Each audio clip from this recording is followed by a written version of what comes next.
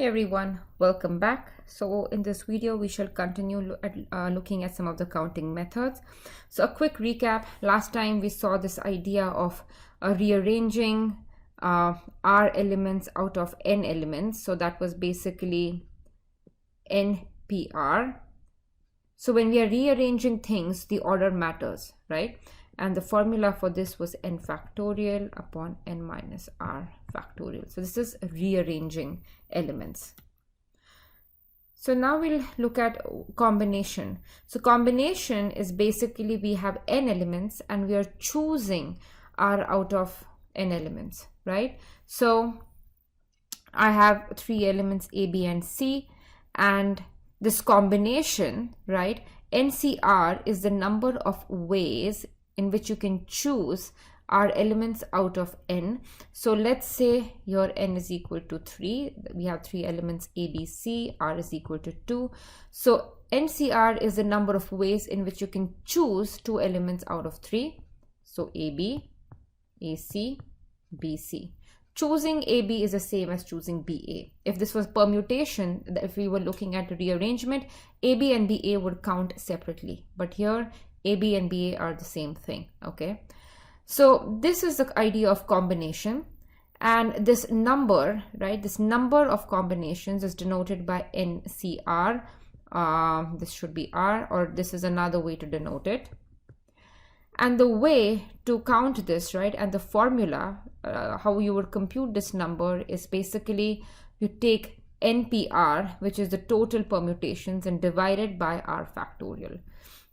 So remember, the number of permutations will always be more, right? Because in permutation, the order matters. So AB and BA count towards the permutations, but towards combination, they don't. So you take the permutations, you divide it by R factorial, and you get the number of possible combinations, right? So let's see a little bit of reasoning behind this formula with an example, okay? So we're trying to, I'm going to try and show you how NPR and NCR are related. Particularly, I'm going to show you how NPR is equal to NCR times R factorial. Okay, so this is what we're trying to see. So I'm going to argue that you take any of these combinations, right? So a particular combination here will contain two elements or R elements, right? So here each combination contained two elements. So here each of these combinations will contain R elements. And if you just shuffle around these R elements, right? For each of these combinations, you'll get back all of the permutations. So what do I mean? I have A, B, and C are the three combinations.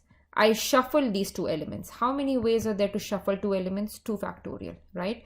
So if I shuffle AB, I get AB and BA. If I shuffle AC, right? So there are two ways of doing that again, 2 factorial, because there are two elements here. I get AC, CA, and if I shuffle BC, I get BC and CB. This should be CB. So basically, I take each combination, right, and I shuffle elements inside it, and I do the same thing for each of the elements in each of the groups, right, and I add up all my numbers, right, 1, 2, 3, 4, 5, 6, basically.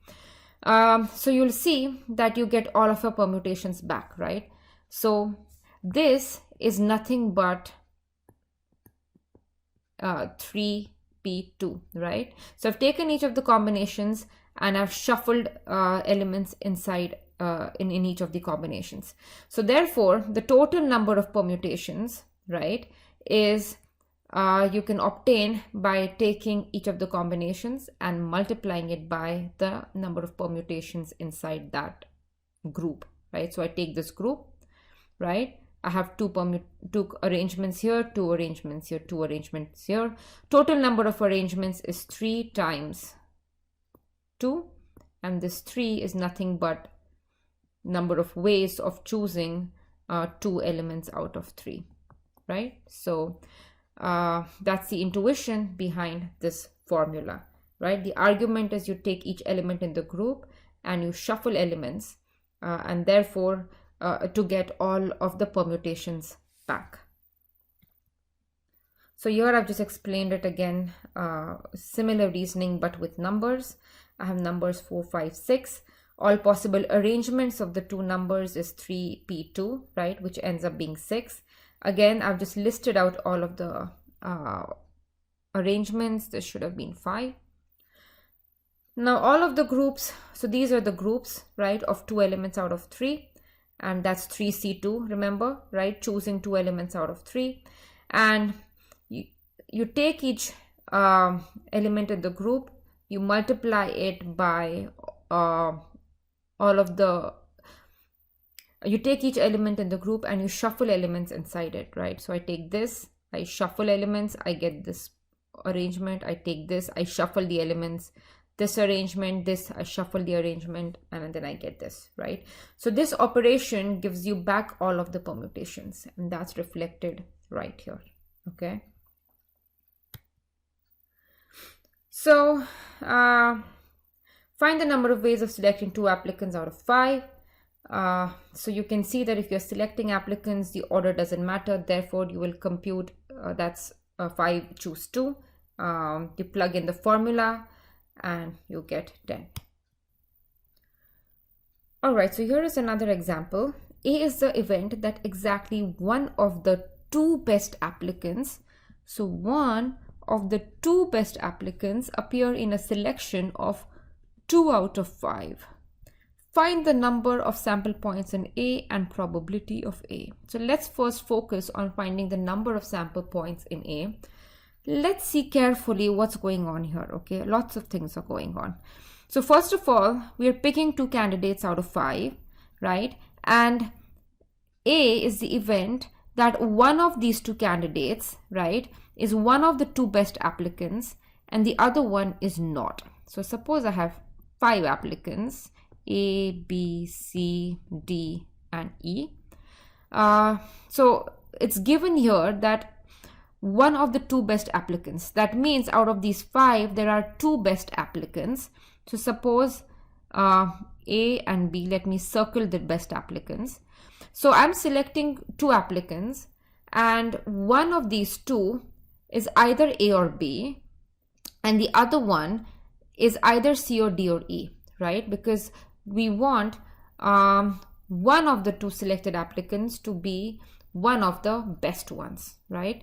So I'm selecting applicant and I'm selecting another applicant. So one of my applicants comes from this pool, A or B. So that's 2 choose 1 ways.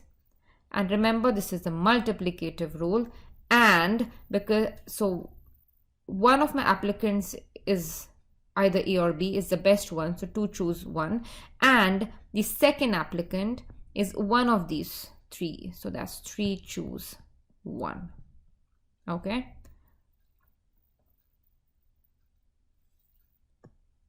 So we're using the multiplicative rule here.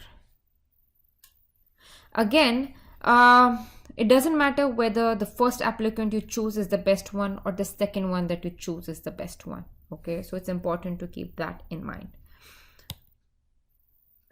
So that's here. The number of ways in the number of sample points in A is 2 choose 1 times 3 choose 1. This is the multiplicative rule. So probability of A is number of sample points in A divided by the total number of points in the sample space.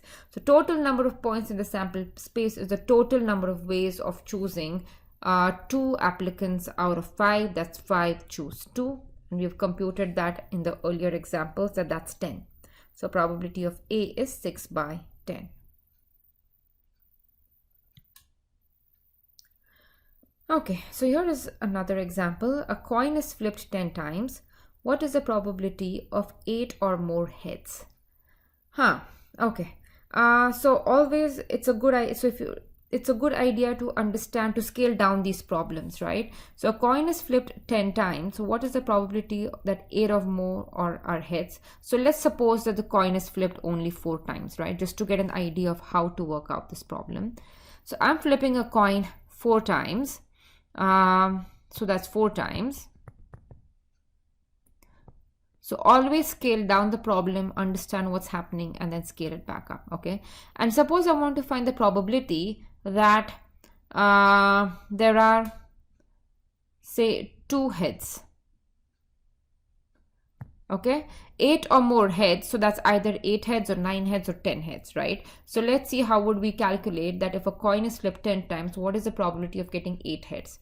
So to understand that, I'll scale it down and I will try to find that if I flip a coin 4 times, what is the probability of getting 2 heads? Okay, so I'm flipping a coin. So let's see. So this is a possible outcome, right? Head, head, tail, tail. Another possibility is tail, head, head, tail. Okay. So what are we doing here, right? So this outcome is different from this outcome. Another possible outcome is tail, tail, head, head. So here I have the head in the first 2 spots. Here I have heads in second and third spot. And here I have heads in third and fourth spot, right?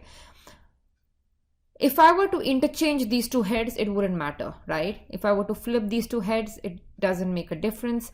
Flipping these 2 heads doesn't make a difference. Flipping these 2 heads doesn't make a difference, okay? So what am I doing really? So what we're doing here is we're choosing, so we have these 4 spots, right? And I'm choosing a spot for head, right? So I'm choosing 2 spots out of 4 for heads, right? So if these are the 2 spots I end up choosing, that's one combination. If I end up choosing this spot and this spot, that's another combination, right? So number of these combinations is the same as choosing 2 spots out of 4. Okay. So if a coin is flipped 10 times, the probability or the number of ways in which you can choose, right, 8 heads is the same as choosing, right? So you have 10 spots and you're choosing 8 spots for heads. So this is a difficult problem. This is not super easy to realize that what I'm asking you to compute is this combination problem. So since the question is about calculating probability, we need to calculate the total number of points in the sample space. So we're choosing, we're flipping a coin 10 times. Each flip results in 2 possible outcomes, right? So therefore the total number of outcomes is 2 raised to 10, right? So you have 10 spots, 1, 2, 3, 4, so on, 10th spot. Each of these has 2 possible outcomes. So you use the multiplicative rule. That's 2 raised to power 10. So the number of outcomes containing exactly 8 heads, like I said, is 10 choose 8. Okay. Order doesn't matter. So if you switch around the order of heads, it doesn't matter, right? That's what I mean here. So similarly, the number of outcomes containing exactly 9 heads is 10 choose 9 and 10 heads is 10 choose 10. Okay. So the total number of favorable outcomes. So here is the probability of 8 or more heads, which is the same as total 8 heads plus 9 heads plus 10 heads. So the required probability is this.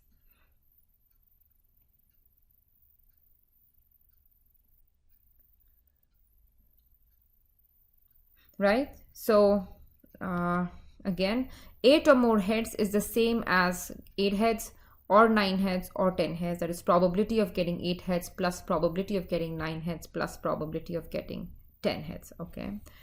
So that would be 56 divided by 2 raised to 10. All right. I think that's all for this video. I will see you in the next one. Thank you.